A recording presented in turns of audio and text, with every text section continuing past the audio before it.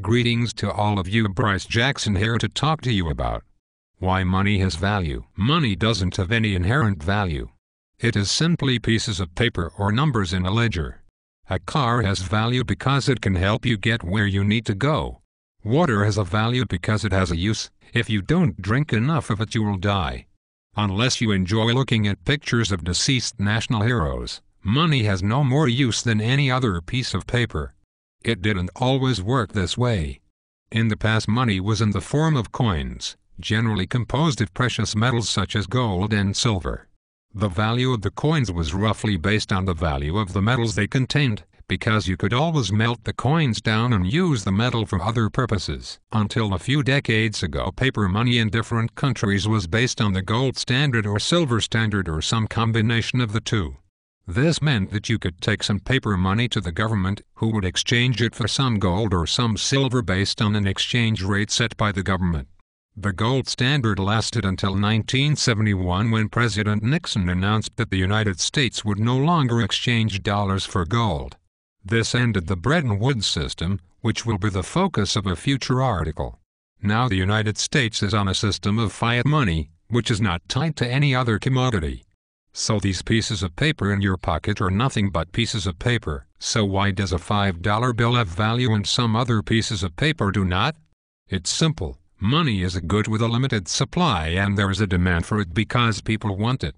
The reason I want money is because I know other people want money, so I can use my money to others to get goods and services from them in return.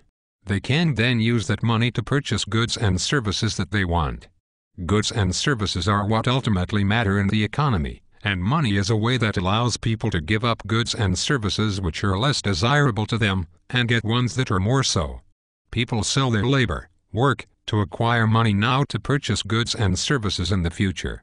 If I believe that money will have a value in the future, I will work towards acquiring some. Our system of money operates on a mutual set of beliefs. So long as enough of us believe in the future value of money, the system will work. What could cause us to lose that belief? It is unlikely that money will be replaced in the near future, because the inefficiencies of a dual coincidence of wants system are well known. If one currency is to be replaced by another, there will be a period in which you can switch your old currency for a new currency. This is what happened in Europe when countries switched over to the euro. So our currencies are not going to disappear. Then why else might we think that our money might not be of value to others in the future? Well, what if we believed our money wouldn't be nearly as valuable in the future as it is today?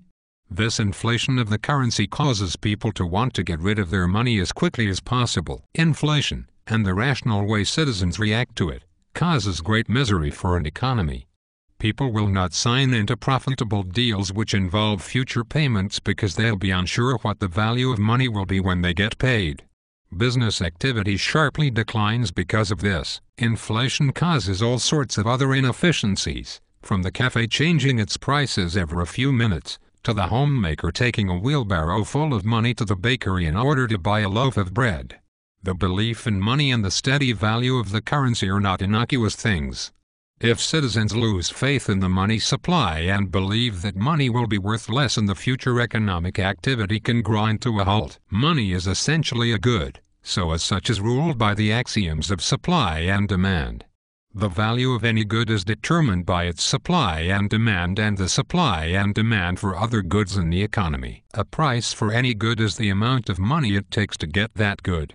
Inflation occurs when the price of goods increases. In other words, when money becomes less valuable relative to those other goods. This can occur when the supply of money goes up. The supply of other goods goes down. Demand for money goes down. Demand for other goods goes up. The key cause of inflation is increases in the supply of money. Inflation can occur for other reasons. If a natural disaster destroyed stores but left banks intact, we'd expect to see an immediate rise in prices, as goods are now scarce relative to money. These kinds of situations are rare. For the most part, inflation is caused when the money supply rises faster than the supply of other goods and services. So to answer your question, money is valued because people believe that they will be able to exchange their money for goods and services in the future. This belief will persist so long as people do not fear future inflation.